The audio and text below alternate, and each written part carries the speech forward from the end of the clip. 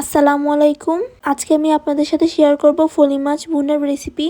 এই ফলি মাছটা হচ্ছে আমার খালার বাড়ির পুকুরের ফলি মাছ। তো এই মাছটা কিভাবে রান্না করলাম আপনাদের সাথে সেটাই শেয়ার করব। আশা করছি পুরো ভিডিওটা শেষ পর্যন্ত দেখবেন। তো চলে যাই এখন মূল রেসিপিতে। এখানে নিয়ে নিয়েছি ফলি মাছ, এটাকে এখন সুন্দরভাবে কেটে নিব। এই 3টা মাছ থেকে 2টা মাছ কেটে নিব। তো এখন এগুলো কেটে নেওয়ার পর এখন এগুলো লবণ আর হলুদ দিয়ে মেখে নিব। প্রথমে এখানে দিয়ে দিচ্ছি সামান্য একটু লবণ, তারপরে এখানে দিয়ে দিব হলুদ, তারপরে এখন এখানে একটা পিস লেবু চিপে দিয়ে দিব। এই লেবু রসটা চিপে দেওয়ার ফলে এই মাছটার থেকে এত বেশি গন্ধ বের হবে না। তো সব কিছু দিয়ে দেওয়ার পর এখন এগুলোকে খুব ভালোভাবে মেখে নিব। তো এগুলোকে মেখে নেওয়ার পর এখন এগুলোকে খুব ভালোভাবে পাতিলের মধ্যে ভেজে নিব। এখানে চুলার মধ্যে একটা পাতিল বসিয়ে দিয়েছি। এখন এর মধ্যে দিয়ে দিব সরিষার তেল। এই মাছটাকে আমরা সরিষার তেলের মধ্যে ভেজে নিব।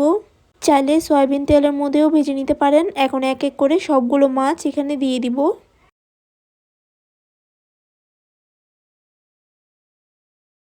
তো মাছগুলোকে এক এক করে দিয়ে দেওয়ার পর এখন কিছুক্ষণ পর অপর পাশটা উল্টে দিচ্ছি।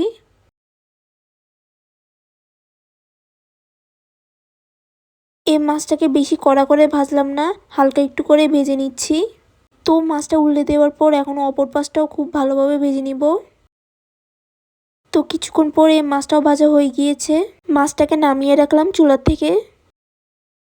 তো এখন করব মাছটাকে ভুনা। তো তার জন্য এখন চুলাতে আরও একটা পাতিল বসিয়ে দিয়েছি, তার মধ্যে দিয়ে দিয়েছি সরিষা তেল, তারপরে দিয়ে দিচ্ছি 3টা ছোট সাইজের তেজপাতা, তারপরে একটা শুকনো মরিচ। তো এখন এগুলোকে একটু হালকা একটু করে কয়েক সেকেন্ডের মতো করে ভেজে নিতে হবে। তো হালকা একটু ভাজা হয়ে যাবার পর এখন এখানে দিয়ে দিচ্ছি পেঁয়াজ বাটা। তো এখানে দিয়ে দেওয়া হলো 3 টেবিল চামচের মতো পেঁয়াজ বাটা।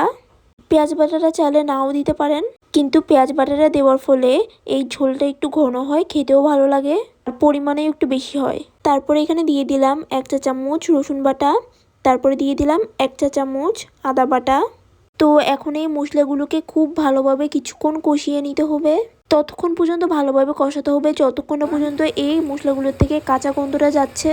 তো আমার এখানে মশলাটা কষানো হয়ে গিয়েছে। এখন এখানে দিয়ে দিচ্ছি সামান্য একটু হলুদ গুঁড়ো, 1 চা চামচ থেকে কিছুটা কম শুকনো মরিচের গুঁড়ো, এটা আপনাদের ঝাল মতো করে দিয়ে দিবেন। 1 চা চামচ থেকে কিছুটা কম ধনিয়া গুঁড়ো, স্বাদ মতো লবণ। তারপরে এখন এখানে দিয়ে দিচ্ছি 1 চা চামচ থেকে কিছুটা কম মাছের মশলা। এই মাছের মশলাটা আমাদের ঘরে বানানো।